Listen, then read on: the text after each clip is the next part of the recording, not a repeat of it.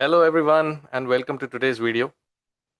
आज all rounder funda concept 3 ले रहे हैं और ये सीरीज़ के 2 वीडियो हो चुके हैं और उनमें हमने क्या किया, हमने एक कॉन्सेप्ट उठाया और उसको डिस्कस करके हमने देखा कि उसके सवाल कितने तरीके के एग्जाम्स में आते हैं।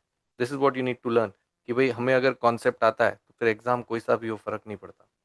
आज भी जो हम कॉन्सेप्ट उठाने जा रहे हैं वो बहुत इंपॉर्टेंट और इंटरेस्टिंग कॉन्सेप्ट है और आप देखना आगे कि उसके सवाल कितने तरीके के एग्जाम्स में आए हुए हैं और किस किस लेवल के सवाल आए हुए हैं, पर कॉन्सेप्ट वही यूज़ होता है। चलिए टाइम बिगाड़े बिना आज का वीडियो स्टार्ट करते हैं। आज का जो कॉन्सेप्ट हम उठा रहे हैं वो है क्वाड्रेटिक इक्वेशंस में से, और जो कॉन्सेप्ट है उसका नाम है न्यूटन्स मेथड। जो भी बच्चे जेई की तैयारी कर रहे हैं उन्होंने डेफिनेटली इसका नाम सुना होगा अगर क्वाड्रेटिक चैप्टर पढ़ा है तो न्यूटन्स मेथड क्या होता है एक बार ब्रीफ में समझ लेते हैं। आपके पास जो क्वाड्रेटिक इक्वेशन का जनरल फॉर्म है वो A X square plus B X plus C बराबर जीरो होता है। ठीक है, इसके रूट्स मैंने मान लिया अल्फा बीटा। अब अगर आपने एक नंबर डिफाइन किया एस एन, जो कि है पी टाइम्स ऑफ अल्फा की पावर एन प्लस या minus Q times of beta की पावर एन, अगर ऐसा आपने एक नंबर डिफाइन कर दिया जहाँ पे पी और क्यू रियल नंबर्स है, ठीक है, P and Q belong to R, तो फिर न्यूटन्स मेथड ये बोलता है कि भाई S N plus two into A plus S N plus one into B plus S N into C will always be zero. This is what is known as Newton's method. ठीक है। अच्छा, of course बहुत specific use है, अगर ऐसा कुछ दिया होगा तो ही ऐसा कुछ हम यूज करेंगे। तो डेफिनेटली अगर सवाल इस तरीके की चीज से स्टार्ट होता है तो ये कॉन्सेप्ट यूज करके सवाल जल्दी सॉल्व हो जाएगा। That is the entire thing. अब ये कैसे आया एक बार थोड़ा ब्रीफ में समझ लेते हैं, फिर क्वेश्चन लेते हैं। तो भाई हमने बोला कि अगर इस क्वाड्रेटिक के रूट्स अल्फा बीटा है तो अल्फा बीटा उसको सेटिस्फाई करेंगे। तो एक बार मैंने एक्स की जगह अल्फा रख दिया तो ये इक्वेशन आ गया, और एक बार मैंने एक्स की जगह बीटा रख दिया तो ये इक्वेशन आ गया, है ना भाई। अल्फा बीटा उसके रूट से तो अल्फा बीटा उसको सेटिस्फाई करेंगे। अब मैं क्या कर रहा हूँ, देखो ध्यान से देखो, मैं फर्स्ट इक्वेशन को मल्टीप्लाई कर रहा हूँ पी अल्फा की पावर एन माइनस टू से, सॉरी अल्फा की पावर एन से। ठीक है, मैं मल्टीप्लाई कर रहा हूँ पी अल्फा की पावर एन से, और दूसरी इक्वेशन को मैं मल्टीप्लाई कर रहा हूँ क्यू बीटा की पावर एन से। अब क्यों कर रहा हूँ वो अगली स्टेप में ज़्यादा अच्छे से समझ में आ जाएगा, क्योंकि मेरे को ये लाना है। Look at this, I need to bring this right. इसके लिए मैं कर रहा हूँ। अब देखो क्या होगा ये करने से। अगर आप ये करते हो तो पहली इक्वेशन क्या बन जाती है, ए पी अल्फा की पावर टू इंटू अल्फा की पावर एन बिकम्स अल्फा की पावर एन प्लस टू। ठीक है, बी पी अल्फा की power N plus one plus C P alpha की पावर एन बराबर zero. This is your first equation. And what is your second equation now, it is A Q beta की power N plus two plus B Q beta की power N plus one plus C Q beta की power N बराबर zero. यहां तक बात समझ में आ गई। अब मैं इन दोनों को प्लस कर रहा हूँ, कि my ultimate target is to bring this right. तो अब आप देखिए भाई, इन दोनों को मैंने प्लस किया, अब क्या होगा बताओ, ए कॉमन आ गया इन दोनों में। ठीक है, और अंदर क्या बचा, अंदर बचा पी अल्फा की power N plus two plus Q beta की पावर एन प्लस टू। ठीक है, इन दोनों के अंदर नेक्स्ट वालों के अंदर बी कॉमन आ गया, बचा पी अल्फा की power N plus one plus Q beta की पावर एन प्लस वन। और नेक्स्ट वालों में सी कॉमन आ गया, बचा पी अल्फा की power N plus Q beta की पावर एन। अच्छा, अगर मेरे को माइनस वाला लाना होता तो मैं दोनों को ऐड करने की जगह सब्ट्रैक्ट कर लेता।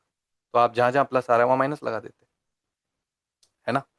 अब ध्यान से ऑब्जर्व करो, ये जो टर्म आया ये, और इसने अगर ये एस एन डिफाइन किया था प्लस वाला, तो क्या आप समझ सक रहे हो कि ये एस एन प्लस टू है, खाली एन की जगह एन प्लस टू रख रखा है, तो इसको हम एस एन प्लस टू बोल सकते हैं, राइट। सिमिलरली इसको हम एस एन प्लस वन बोल सकते हैं फिर, क्योंकि एन की जगह एन प्लस वन आ रहा है, और इसको फिर हम एस एन बोल सकते हैं। And that is what this result is. ठीक है, तो straight forward application of roots है, पर इसका एप्लीकेशन जो है ना वो सवालों में कैसे आ जाएगा, जब भी आपको इस तरीके की इक्वेशन गिवन है और वो आपसे दो एन के डिफरेंस में कुछ मांग रहा है, जैसे S two S four S three S five, दो दो के गैप में अगर मांग रहा है, तो definitely Newton's method will solve the question very quickly. This is the entire concept. ठीक है, चलिए अब सवाल देखते हैं। सवाल देखते हैं। देखो पहला सवाल मैं उठा रहा हूँ, जेई मेन 2024 6 अप्रैल शिफ्ट में आया है।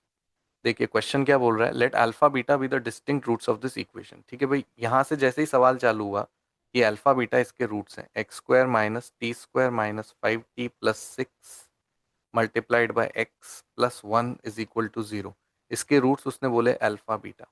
ठीक बात है। अब आगे आप पढ़ोगे तो उसने ए एन एक डिफाइन किया। देखो ए एन डिफाइन किया, क्या डिफाइन किया, alpha N plus beta N. बस ये बात मिलते ही मुझे पता पड़ गया कि यहाँ न्यूटन्स लॉ का, न्यूटन्स मेथड का यूज हो सकता है, क्योंकि उसने अल्फा की पावर एन, बीटा बीटा की पावर एन लिया। अच्छा यहाँ पे पी और क्यू की वैल्यू क्या हो गई, 1 1 हो गई। मैंने कहा था पी क्यू कोई भी रियल नंबर हो सकते हैं, और उसने बीच में प्लस माइनस की जगह क्या लिया भाई, प्लस लिया है। ठीक है, चलेगा। अब आप देखिए जो उसने वैल्यू पूछी है, उस वैल्यू को ध्यान से ऑब्जर्व करिए, आपको दिखेगा कि यहाँ दो दो का गैप दिख रहा होगा आपको। ए 2023 और 2025 दिख रहा है कि नहीं दिख रहा है। पक्की बात है, न्यूटन्स मेथड इस सवाल को फटाफट सॉल्व कर देगा। ठीक है, अब कैसे कर देंगे देखिए जरा। आपको पता है कि अगर ये ए एन है, ठीक है, तो जैसे ही हम इस इक्वेशन में रखने वाले हैं, तो हमारे को पता है कि ए एन की जगह यहाँ दो लिखा है ना पावर में, तो हम इस टर्म को किससे रिप्लेस कर देते हैं, ए एन प्लस टू से, along with what ever is the coefficient, वो 1 है। ठीक है, माइनस यहाँ जो भी कोएफिशिएंट है वो एज इट इज रहेगा, कि T square minus 5t+6 as it is रहेगा, बी का बी है ना। और ये जो एक्स है उसकी पावर 1 है, तो इसका मतलब ये एस एन प्लस वन हो जाता था, मतलब ये ए एन प्लस वन हो जाएगा। ठीक बात है। और इधर क्या लिखा हुआ है भाई, 1 लिखा है, तो 1 लिखा है तो मतलब वो हमारा सी का काम कर रहा है, तो वो सी तो हमारा 1 हो गया। और यहाँ पे हम एस एन यानी ए एन लिखते थे बराबर 0। तो if I apply Newton's method I will get this equation और नॉट। ठीक है ना, ए की जगह 1 है, बी की जगह ये पूरा एक्सप्रेशन है, और सी की जगह 1 है। राइट। अब जैसे मैंने ये लिखा, तो अब उसने जो वैल्यू मांगी वो मैं रख देता हूँ, ए 2023 चाहिए उसको। ठीक है, लोएस्ट वैल्यू 2023, तो भाई हमने एन को यहाँ पे इस इक्वेशन में 2023 रख दिया, एन को, क्योंकि यहाँ लोएस्ट वैल्यू हमारा ए एन है। अब जैसे ही मैं यहाँ 2023 रखता हूँ, देखो क्या होता है, A 2025 minus T square minus 5t+6 multiplied by A 2024, right, plus plus A 2023 should be equal to 0। क्या आपको ये देखा। ठीक है, और अब आप देखिए तो उसने इन दोनों को प्लस कर रखा है ना, न्यूमरेटर में इन दोनों को प्लस कर रखा है, तो हम इस पूरे टर्म को उधर भेज देते हैं। तो हमारे पास क्या आएगा, ए 2025 प्लस ए 2023 बराबर T square minus 5t+6 multiplied by A 2024। Is that okay. And now finally if you look, उसने ए 2025 प्लस 2023 को किससे डिवाइड करा हुआ है, ए 2024 से, तो इसको मैं यहाँ भेज देता हूँ। तो यहाँ मैंने डिवाइड में लिख दिया ए 2024, यहाँ से हटा दिया। तो यानी जो वैल्यू उसने पूछ रखी है वो तो ये हुई कि नहीं हुई, T square minus 5t+6 which is another expression in T. तो मतलब भाई इस सवाल का जो मेरा अभी तक आंसर आया वो टी स्क्वायर माइनस 5t+6 है। सही बात है। पर अब आप पढ़िए, उसने क्या पूछा, इसकी वैल्यू नहीं पूछी, उसकी क्या पूछी है उसने, minimum value. That brings us to another quadratic concept, कि भाई जब आपके पास, अच्छा आप ध्यान से देखो तो आपका आंसर ये जो आया है वो टी में फिर एक क्वाड्रेटिक है, और टी एक रियल नंबर है, उसने दे रखा है टी एक रियल नंबर है, और ये टी में क्वाड्रेटिक आ चुकी है। अब किसी भी क्वाड्रेटिक की अगर मिनिमम वैल्यू लानी हो, है ना, क्वाड्रेटिक की क्या लानी हो, मिनिमम वैल्यू, राइट। तो दो तरीके हैं, या तो स्क्वायर कंप्लीट कर लो, कंप्लीटिंग द स्क्वायर वाली टेक्निक।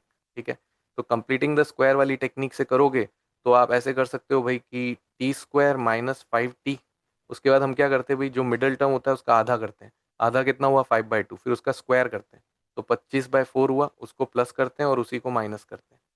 ये कर दिया, +6 जो था वो एज इट इज। तो अब आप देखोगे तो फर्स्ट 3 टर्म्स परफेक्ट स्क्वायर बना लेंगे, t-5/2 का होल स्क्वायर। और जो लास्ट 2 टर्म्स बचे उनको हम सिंप्लीफाई कर लें एलसीएम लेके, तो वो आ रहा है हमारे पास 24 - 25 यानी -1/4। Is that okay. तो ये क्या प्रूव करता है कि भाई ये एक्सप्रेशन जो है होल स्क्वायर वो तो ऑलवेज पॉजिटिव होगा, यानी -1/4 में हमेशा कुछ ऐड होगा। तो मिनिमम वैल्यू इसकी -1/4 होगी, ये कंफर्म हो गया, क्योंकि हमेशा वैल्यू इससे ज़्यादा ही होगी। तो इसका आंसर तो डेफिनेटली मेरा -1/4 है। This is one way of doing it which is completing the square. अब किसी को ये चीज़ नहीं करनी तो एक और तरीका भाई, डायरेक्ट फॉर्मूला भी है। आपके पास अगर एक क्वाड्रेटिक एक्सप्रेशन आ गया है टी स्क्वायर माइनस 5t+6, और आपको उसका मिनिमम वैल्यू चाहिए, ठीक है ना, तो आप पहले चेक कर लीजिए कि इसका जो फर्स्ट लीडिंग कोएफिशिएंट है वो पॉजिटिव है कि नहीं। ठीक है, तो लीडिंग कोएफिशिएंट पॉजिटिव है, इसका मतलब हमें पता है इसका ग्राफ जो बनेगा वो ओपनिंग अपवर्ड्स बनेगा, पैराबोला। और इसका मतलब इसका मिनिमम वैल्यू वर्टेक्स पे आएगा। और वर्टेक्स पे अगर मिनिमम वैल्यू आएगा तो वर्टेक्स के कोऑर्डिनेट्स होते हैं -b/2a -d/4a। तो पक्की बात है इसका जो मिनिमम वैल्यू आएगा वो -d/4a आएगा। डायरेक्ट फॉर्मूला, डी मतलब डिस्क्रिमिनेंट। तो अगर हम डिस्क्रिमिनेंट निकालें इसका तो b² कितना 25, -4a कितना 1, c कितना 6, डिवाइडेड बाय 4a। 4a कितना 4 × 1। अगर आप ये वैल्यू कैलकुलेट करो तो ऊपर देखो 25 -24 कितना आ रहा है 1, तो -1/4। यहाँ से भी आंसर आ गया। So any which way you can do. ठीक है, पर इसमें मेन बात क्या है, देखो यहाँ तक पहुँचने के बाद तो आंसर आने के दो तरीके हो गए, और ये सब तो ठीक है, सिंपल चीज़ें तो क्वाड्रेटिक में करते ही रहते हैं। पर यहाँ तक पहुँचने के लिए जो हमने न्यूटन्स मेथड यूज़ किया है वो इंपॉर्टेंट बात है, तभी आप फटाफट वहाँ पे पहुँच पाए। ठीक है, so that was JEE Main. चलिए एक और सवाल देखते हैं। अब बोल रहा है, देखो जेई एडवांस का सवाल ले रहा हूँ, 2017 पेपर 2 का सवाल है। उसने बोला है let P Q R integers. अब रियल नहीं बोला, उसने खुद बोल दिया P Q R integers, and let alpha beta with the roots of this equation. अब एक इक्वेशन यहाँ लिखी हुई है, तो इक्वेशन को आप देखिए तो x² - x - 1 बराबर 0 इक्वेशन लिखी है, और उसके रूट्स उसने बोले अल्फा बीटा। ठीक है, इतनी बात दे रखी है। फिर alpha is not equal to beta, ठीक बात है। अच्छा, फिर उसने अब देखो आगे जो डिफाइन किया है उसको ध्यान से ऑब्जर्व करो, p अल्फा की power n plus q beta की power n which takes you to Newton's method. ये चीज देखते ही आपको न्यूटन्स मेथड याद आता है, राइट। फिर उसने आगे एक a4 की वैल्यू भी दी है, a4 बोला है उसने 28। तो डेफिनेटली मेरे को a4 को तो यूज करना ही है, राइट। तो जैसे पिछले सवाल में हमें A20 23 पे जाना था, अभी हमें A4 पे जाना है। चलिए अब देखें भाई क्या करेंगे। जैसे ही वो मेरे को ये an देता है और ये मेरी क्वाड्रेटिक है, तो मैं पहले न्यूटन्स मेथड लगाऊंगा। न्यूटन्स मेथड बोलता था an यहाँ पे x² की जगह an की जगह क्या आ जाएगा an+2। ठीक है, फिर नेक्स्ट कोएफिशिएंट क्या है -1, तो हम भी -1 लगाएंगे। फिर हम नेक्स्ट क्या लिखेंगे an+1, राइट। फिर नेक्स्ट कोएफिशिएंट क्या है -1, तो हम भी -1 लगाएंगे। फिर हम नेक्स्ट क्या लिखेंगे an बराबर कितना 0। ये आपका न्यूटन्स मेथड हो गया कि नहीं हो गया। कोएफिशिएंट्स इंटैक्ट, x² की जगह SN+2, x की जगह SN+1 और कांस्टेंट की जगह SN। ठीक है, अब यहाँ पे मैं n को कुछ कुछ रखना चालू करूंगा जिससे कि मैं A4 पे पहुंच जाऊं। चलो भाई A4 पे पहुंचना है तो n = 2 रख दें, बिकॉज 2 रखेंगे तो ये 4 हो जाएगा n+2। चलिए 2 रखा, क्या आया बताइए, A4 - A3। अच्छा, इस an को इधर ले लेता हूँ, ठीक है, इज इक्वल टू A2, ऐसे लिख सकता हूँ। This is what I gate. पर इसमें तो A4 A3 A2 दोनों आ गए। अब A3 A2 को और रिड्यूस करने की कोशिश करें, क्यों, क्योंकि यहाँ पिछले सवाल में तो A4 को A2 से रिलेट किया था उसने, 2 का डिफरेंस लिया था, अब ये नहीं किया। अब उसने A4 की वैल्यू दे दी, तो फिर तो आप A4 को जितना नीचे ले जाके रिलेट कर पाओगे उतना बेटर रहेगा। जैसे नीचे ले जाने का मतलब क्या हुआ, जैसे देख रहे हो यहाँ पे n 0 से चालू हो रहा है, और जब तुम n को 0 रखोगे ना इस इक्वेशन में, तो आप देख रहे हो अल्फा बीटा उड़ जाएंगे, and that is the most convenient form which you have. तो इसीलिए आपको कोशिश करनी कि आप A4 को जितने नीचे ले जाके रिलेट कर पाओ उतना अच्छा। तो अभी हमने n को 2 रखा था, अब हम n को 1 रख रहे हैं। n को 1 रखने पे आप देखेंगे तो A3 - A2 बराबर A1 आ जाएगा। ठीक, और एक बार अगर मैं n को 0 भी रख दूं तो मेरे पास A2 - A1 बराबर A0 आ जाएगा। मतलब मैंने ये क्यों किया, क्लियर है ना, क्योंकि भाई मेरे को A4 को A0 या A1 तक ले जाना है ताकि मैं फटाफट निकाल पाऊँ, क्योंकि मेरे को A3 A2 नहीं पता है। ठीक है, तो अब आप देखें, अगर इन तीनों इक्वेशंस को ध्यान से ऑब्जर्व करूं, तो अगर मैं इन तीनों इक्वेशंस को प्लस कर लूं, ठीक है, तीनों इक्वेशंस को प्लस कर लूं, राइट, तो क्या आएगा मेरे पास, तीनों इक्वेशंस को प्लस कर लूं, या एक काम करते हैं, तीनों इक्वेशंस को नहीं, अपन फर्स्ट और सेकंड इक्वेशंस को अगर प्लस करें एक बार के लिए, तो क्या आएगा भाई फर्स्ट और सेकंड को प्लस करने पे, देखो क्या आएगा, फर्स्ट सेकंड को क्यों प्लस कर रहा हूँ, A3 उड़ जाएगा, ठीक है, तो क्या आएगा मेरे पास A4, A3 से A3 cancel, -A2 is equal to A2 plus A1। This is what I get. First और सेकंड को ऐड करके मेरे पास इतना आया, राइट, मतलब A4 किसके टर्म्स में आ चुका है, A2 और A1 के टर्म्स में। पर अगर यहाँ से देखें इस इक्वेशन से, अच्छा इसको मैं ऐसे भी लिख सकता हूँ, A4 is equal to 2A2 plus A1, ऐसे भी लिख सकता हूँ, ये ठीक है, ऐसे भी लिख सकता हूँ। ओके, अच्छा अब अगर मैं इस इक्वेशन को देखूँ थर्ड वाली को, तो वहाँ से मुझे A2 की वैल्यू भी पता है, A2 की वैल्यू वो कितनी है, A1 प्लस A0, ये A2 की वैल्यू है। और ये A2 की वैल्यू अगर मैं यहाँ सब्सटीट्यूट कर दूँ तो A2 उड़ जाएगा सिस्टम में से, और मेरे पास सिर्फ A1 A0 बच जाएगा, that is what I wanted.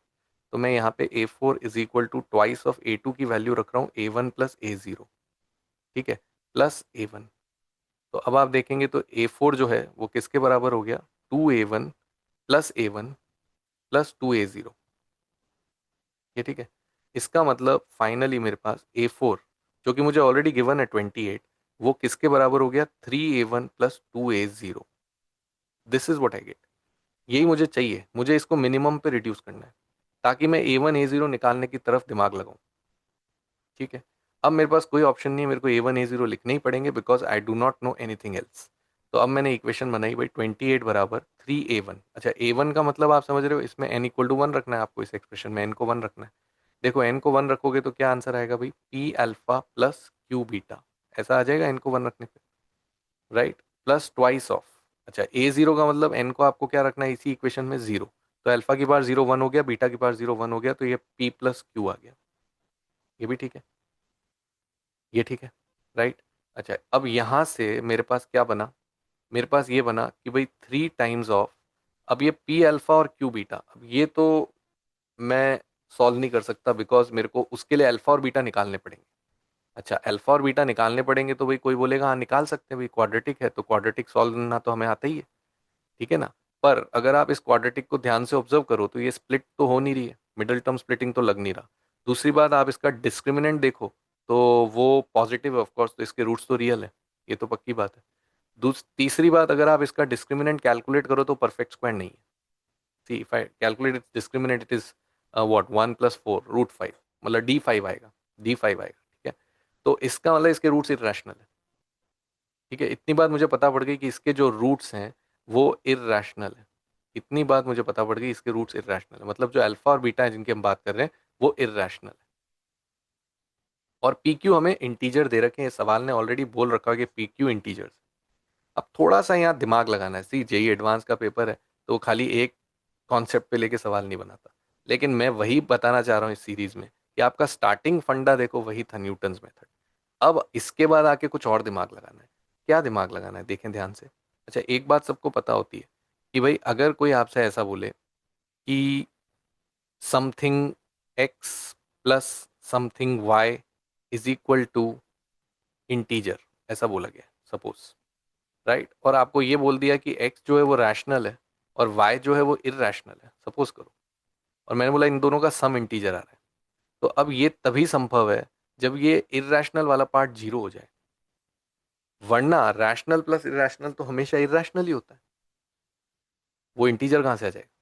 तो अगर वो इंटीजर आ रहा है तो एक बात पक्की हुई कि भाई पहली बात तो ये रैशनल वाला नंबर इंटीजर होगा और दूसरी बात ये इरैशनल वाला जीरो होगा, वरना ये पॉसिबल ही नहीं। ठीक है, तो अब चलो अब इस बात को अगर थोड़ा और आगे ले जाएं तो हमारे को ये पता है कि आर एच ये एल एच एस इंटीजर है और ट्वाइस पी प्लस क्यू भी इंटीजर है, तो इसको पक्की बात है इंटीजर होना पड़ेगा। अब इसके लिए थोड़ा और समझें यहाँ से, तो ये जो क्वाड्रेटिक इक्वेशन दी गई है इसके अगर आप सम ऑफ रूट्स निकालो अल्फा प्लस बीटा, तो वो आपको दिख रहा है प्लस माइनस प्लस मतलब 1 आ रहा है, सम ऑफ रूट्स 1 आ रहा है। अब अगर मैं यहाँ पे ये जो अल्फा और बीटा है उनमें से किसी एक को उड़ा देता हूँ, जिसमें बीटा को उड़ा देता हूँ, मैं इसको 1 माइनस अल्फा लिख सकता हूँ। Can I write beta as 1 - alpha. देखिए आप, मैंने बीटा को लिखा 1 - अल्फा, चलेगा ना, बिकॉज अल्फा प्लस बीटा 1 है, तो मैं एक वेरिएबल लाना चाह रहा हूँ, ठीक है, क्योंकि दोनों वेरिएबल आपस में कनेक्टेड है तो let's bring in one variable.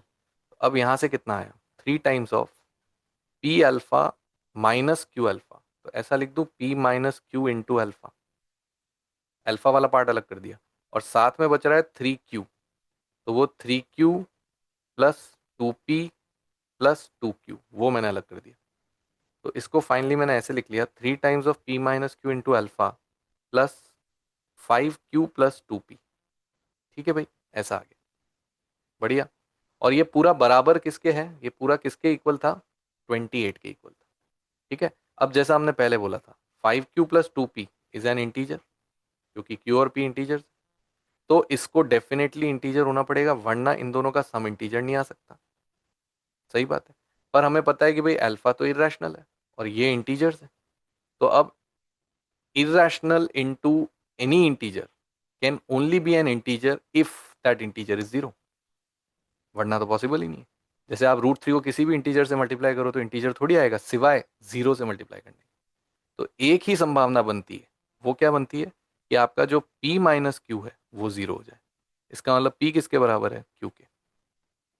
और p अगर q के बराबर है तो भाई वो ये वाला फर्स्ट टर्म तो जीरो हो गया, और जो सेकंड टर्म था वो 5q प्लस 2p वो किसके बराबर हो गया, फिर 28 के। And that means since q is equal to p, so this becomes 7p equal to 28, so p equal to 4, and that means q is also 4। तो आपके पास p equal to q equal to 4 आ गया। और अब आपसे पूछा गया p plus 2q, so answer is 4 plus 8 that is 12। तो इस सवाल का आंसर हम 12 लगाएंगे। It's a very good question. देखो, जेई एडवांस लेवल का सवाल है तो सवाल बहुत अच्छा है, लेकिन आप फिर वही समझेंगे कि इसमें स्टार्टिंग कॉन्सेप्ट हमें लग रहा है कहीं घूम गया, लेकिन वो स्टार्टिंग कॉन्सेप्ट ही हमारे को यहाँ तक लेके आया, विच इज न्यूटन्स मेथड। ये ठीक है। So it was a wonderful question, and hopefully आपको समझ में आया होगा। अब तीसरा सवाल, एज यूजुअल, वो आपके लिए होमवर्क है। आप लोग इसे ट्राई करिए। वो रिलेटिवली काफ़ी आसान सवाल है, तो इसको फटाफट सॉल्व करके कमेंट सेक्शन में आंसर बताना। और मिलते हैं फिर नेक्स्ट वीडियो में एक और ऑलराउंडर फंडा के साथ। Hope that you are liking these videos and you are liking these questions. तो वीडियो को लाइक कर देना, ठीक है। और see you in the next video with another concept. अच्छा, कोई ऐसा फंडा आपको लगता है कि जो आप चाह रहे हो मैं डिस्कस करूं अगले वीडियो में, तो आप कमेंट सेक्शन में बता सकते हैं कि नेक्स्ट कौन सा फंडा उठाए।